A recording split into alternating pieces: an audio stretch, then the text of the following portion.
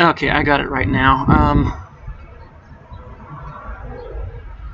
The internet's an amazing thing. After re-looking it up again, I got it correct. It says you want your spark plug to be a light tan color.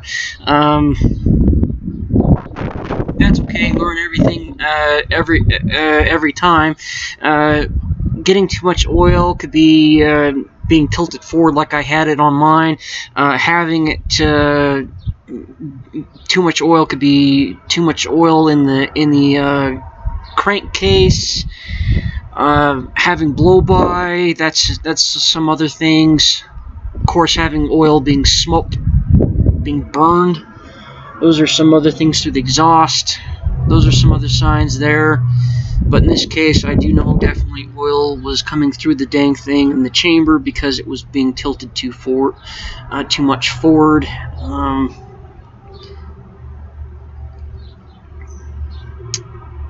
Only other thing I can do, because I don't have any other money for getting a new spark plug, is just clean it up the best you can. Get a wire brusher and bristle and clean it up. I highly do not recommend doing this. You can usually use a brush,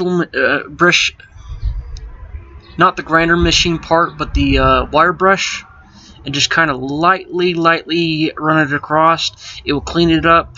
Again, I do not recommend this, but for those that are in desperate situations for desperate things, that's the only thing I can suggest, and I'll show you the results in just a second. Hello YouTube, I managed to clean this up. The reason why I suggested highly not to clean it this way is because they usually suggest get a new spark plug. A couple of other reasons is it's extremely dangerous. You need to wear gloves. You need safety eyeglass to protect your eyes in case something comes at you. Is another reason why I suggest it. A few other things I forgot to mention. Make certain that you're wearing. I already said that. Make certain you have a filler gauge, and you check the company's recommendation. Magpie up there. Make certain that you check the recommendation for the filler gap and put in here to make certain that the spark plug is firing for the recommendation that it's supposed to be for the filler up in here. Some other things you also want, if you can get your hands on it, of course, is a spark tester. And what you would want to do, after you get this in here, if possible, if you have it, of course, tighten that down like so.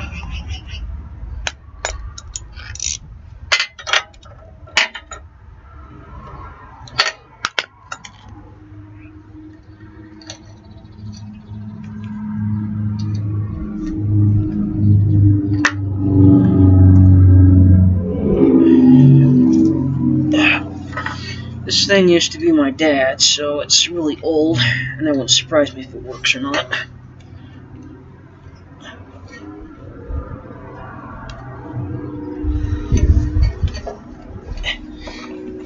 Come over here and give it a few tugs. Do your best to see if it will light up.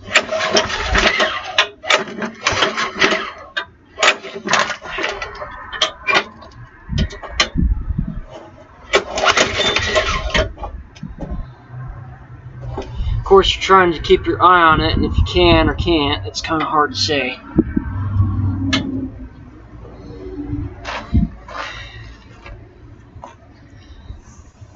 Of course, a secondary eye of hands. Secondary eye on this light would be better while someone else pulls on the cord, would make it easier. The secondary way of doing it, which is a non-recommended way, but a way of doing it, would be to undo it. Make certain the gasoline's out of it.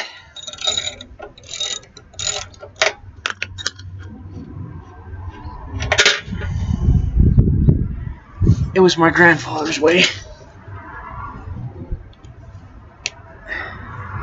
But to put this up against the metal, and again, make certain that there's no gasoline in it, because I highly recommend the safety problems behind it.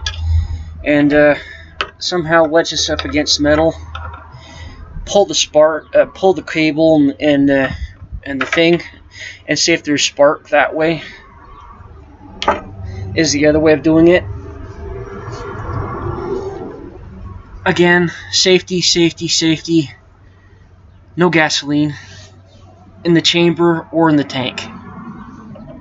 Drain it all.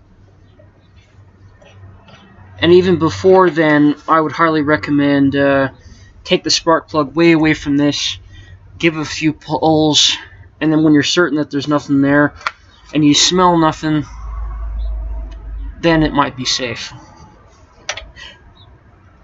I still don't recommend it. But if you have what you got and you're think you're comfortable with that, go ahead. The reason why I only say that is because my grandfather grew up in the Depression era and he had to work with what he got. I hope you're enjoying this so far, because I am.